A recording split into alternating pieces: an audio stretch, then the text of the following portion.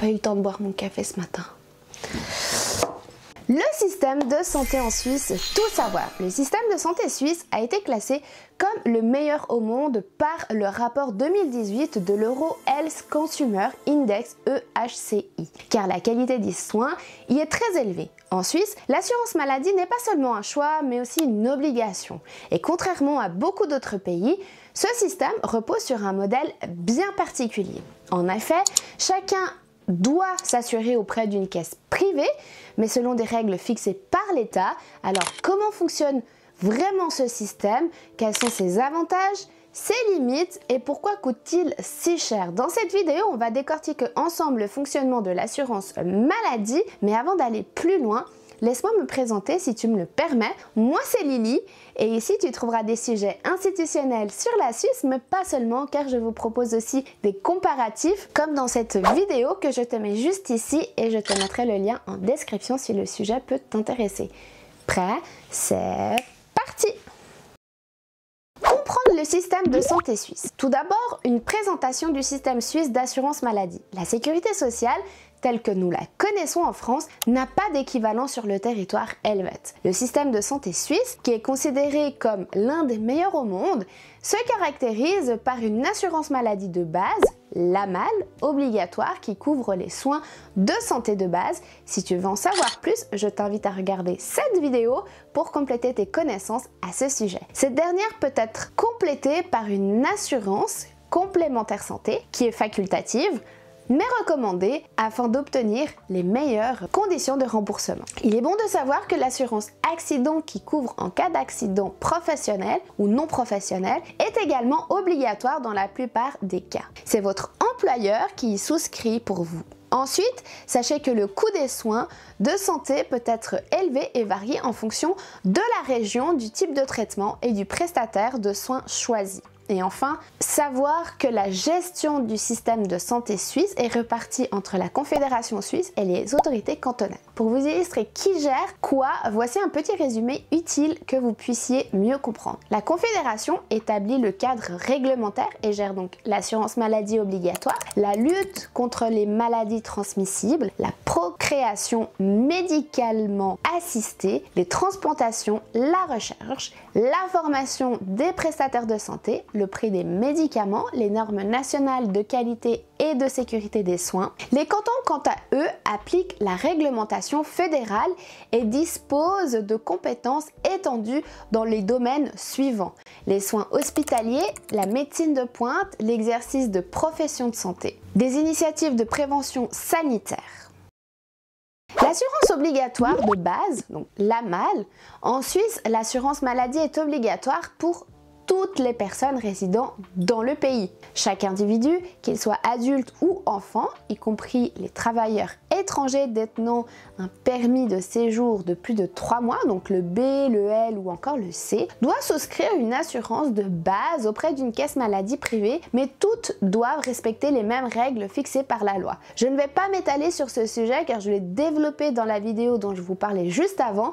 Vous y trouverez comment y souscrire et les subtilités du process. Je tiens en revanche à vous rappeler qu'en tant qu'expatrié, vous avez 3 mois à partir de votre établissement en Suisse, date figurant sur votre permis de séjour, pour choisir une couverture. Une fois que vous avez souscrit, vous recevrez donc des factures rétroactives et vous prendrez connaissance de ces obligations dans un courrier qui vous sera adressé par les autorités compétentes. Dépassé le délai, vous serez affilié d'office à une caisse d'assurance maladie. Enfin, sachez que les prestations de l'assurance de base sont fixées par la loi fédérale sur l'assurance maladie, l'AMAL. Les prestations sont les mêmes d'un assureur à un autre, seul le prix va changer un peu d'un prestataire à l'autre. Comprendre les coûts, facteurs qui impactent le tarif de l'assurance de base. En Suisse, tout le monde paye une prime mensuelle pour son assurance maladie de base, mais attention, le montant n'est pas le même pour tout le monde. Plusieurs facteurs influencent directement le tarif. Voici les 5 éléments qui font varier le coût de la prime. Le premier, c'est l'âge. Les enfants, les jeunes adultes et les adultes ont des primes différentes. Plus on vieillit, plus les coûts augmentent car les besoins médicaux sont généralement plus importants aussi. La commune de résidence, les primes ne sont pas uniformes dans tout le pays. Habiter Genève, Zurich ou une petite commune rurale peut faire une énorme différence car les coûts de santé et la densité médicale ne sont pas les mêmes partout. Ensuite, la franchise de 300 à 2500 francs. La franchise implique que les honoraires ne commencent à être remboursés que s'ils dépassent le dit seuil. Vous êtes libre de choisir le montant de votre franchise. C'est le montant que tu dois payer de ta poche avant que l'assurance n'intervienne. Donc plus ta franchise est élevée, par exemple 2500 francs, plus ta prime mensuelle baisse. A l'inverse, une franchise basse, 300 francs, fait grimper la prime. Si c'est pas encore assez clair, je vais vous illustrer ceci par un exemple.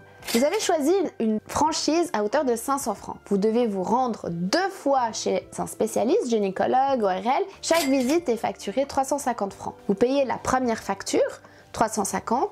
Pour la seconde, vous prenez en charge 150 et la caisse maladie prend en charge les 200 francs restants. Donc moins 10 francs de quote-part. Le modèle d'assurance, médecin de famille, télémédecine, flex, si tu choisis un modèle classique avec un libre choix du médecin, tu paieras plus cher que si tu optes pour un modèle médecin de famille HMO ou télémédecine où les consultations passent d'abord par un réseau défini. L'ajout de l'assurance accident en Suisse, l'assurance accident est obligatoire et complète l'assurance de base. Elle couvre les travailleurs en cas d'accident professionnel ou non professionnel et des maladies professionnelles et prend en charge l'hospitalisation en chambre commune par exemple. Les médicaments, les traitements ambulatoires. Si vous êtes salarié plus de 8 heures par semaine, votre employeur a l'obligation de vous couvrir par l'assurance accident. Une cotisation est alors prélevée de votre salaire. Dans ce cas précis, je vous conseille de suspendre la couverture accident de votre assurance maladie de base pour réduire les frais. Votre prime maladie en sera alors réduite. Si vous êtes au chômage et bénéficiaire de l'indemnité de chômage, vous disposez de la Caisse nationale suisse d'assurance en cas d'accident, SUVA. Si vous êtes travailleur indépendant, il est possible de souscrire à une assurance accident privée. Les femmes au foyer, enfants, étudiants ou retraités sont couverts pour le risque accident dans le cadre de l'assurance maladie de base et peuvent choisir une assurance accident privée si vous le souhaitez.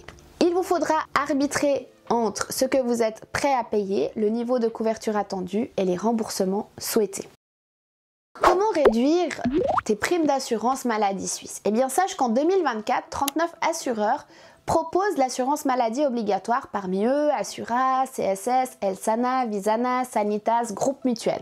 Mais le plus important, c'est qu'il existe un calculateur officiel de primes d'assurance maladie sur le site de l'Office fédéral de la santé publique, je te mettrai le lien en description, et il vous permettra de comparer les assurances maladie et leurs tarifs. Donc aujourd'hui, je vais te proposer 7 conseils pour économiser sur vos primes d'assurance maladie. Donc estimer et prévoir tes dépenses de santé. En connaissant le montant, tu pourras par exemple adapter ta franchise en fonction de tes besoins réels. Donc voici comment faire ce calcul.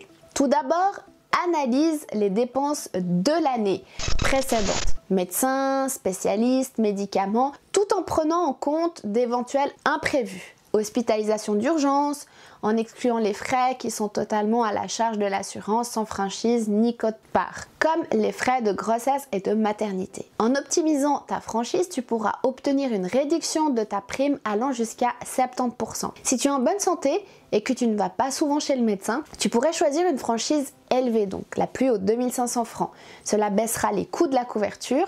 Évalue les modèles d'assurance avec libre choix du médecin, médecin de famille, télémédecine ou réseau de soins HMO, puis analyse les avantages et contraintes en fonction de tes habitudes et des économies que tu pourrais réaliser. Choisis le modèle qui te correspond au meilleur rapport qualité-prix selon tes critères. Vérifie l'utilité de ta couverture accident. Si tu travailles au moins 8 heures par semaine, pour ton employeur, il a l'obligation de te couvrir contre les accidents professionnels et non professionnels selon la loi sur l'assurance accident. Vérifie ton contrat d'assurance maladie et supprime la couverture accident de ton contrat pour alléger ta cotisation s'il en existe un. Savais-tu que tu pourrais économiser sur tes primes d'assurance en les payant en une seule fois? Les assurances appliquent des frais supplémentaires si tu optes pour le paiement par exemple mensuel. Donc demande de l'aide financière, c'est possible. En Suisse, on appelle ça un subside. C'est un recours auprès du canton de résidence. Dans le canton de Vaud, le subside est accordé en fonction du revenu de la personne. En Valais, son obtention dépend du revenu et de nombre d'enfants. Il est automatique pour les personnes de nationalité suisse ou détentrices d'un permis C. Les nouveaux arrivants doivent, eux, remplir un formulaire auprès de la caisse de compensation. Cela vous permettra évidemment d'une année à l'autre comparer votre assurance actuelle à l'ensemble des assureurs, toujours sur le même site que je vous ai mis en description, afin de trouver la meilleure offre. Je vous en ai parlé juste avant et je vous laisserai le lien du comparateur dans le descriptif de ma vidéo. Assurance maladie suisse, les augmentations prévues dès janvier 2026. En 2026, la prime mensuelle moyenne d'assurance maladie s'élèvera à 393,30 francs, soit une augmentation de 16,60 francs, 4,4% par rapport à 2025. Cette croissance reflète la hausse attente des coûts de la santé. Plusieurs facteurs l'expliquent, notamment le vieillissement de la population, les nouvelles possibilités de traitement, la demande croissante de prestations de santé et l'augmentation des tarifs dans les secteurs ambulatoires et stationnaires. Les primes pèsent sur de nombreux ménages. Le Conseil fédéral continue de s'engager aux côtés des acteurs concernés pour freiner un peu la hausse des coûts de la santé, mais la prime mensuelle moyenne d'assurance maladie des adultes augmentera de 18,50 à 465,30 francs. Celle des jeunes adultes augmentera de 4,2%. Enfin, celle des enfants augmentera aussi de 4,9%. La prime moyenne est calculée et additionnant toutes les primes payées en Suisse et en les divisant par le nombre total d'assurés. Les primes 2026 ont été fixées par les assureurs qui les ont soumis à l'Office fédéral de la santé publique. Celle-ci a examiné en détail si elles respectaient les dispositions légales. Elle a demandé des ajustements lorsque cela était nécessaire. L'augmentation des coûts suit des tendances à long terme dans le domaine de la santé. L'augmentation des primes d'assurance maladie est une conséquence directe de la hausse constante des coûts de la santé, car dans chaque canton, les primes doivent couvrir les coûts prévus pour chaque personne assurée. Fin juin 2025, les coûts avaient augmenté de 4,6% par rapport à l'année précédente. De nombreuses raisons expliquent cette hausse. Certaines sont positives, comme l'allongement de l'espérance de vie ou les progrès médicaux qui se traduisent par de nouvelles possibilités de traitement et des médicaments novateurs, mais onéreux. Par ailleurs, on observe une augmentation de la demande de prestations médicales par habitant. En outre, les tarifs, c'est-à-dire les prix de prestations dans les secteurs ambulatoires et stationnaires, sont également en hausse. Ils font l'objet de négociations entre les fournisseurs de prestations et les assurances. De plus, le transfert du stationnaire vers l'ambulatoire se poursuit. Le mode politique est favorable à cette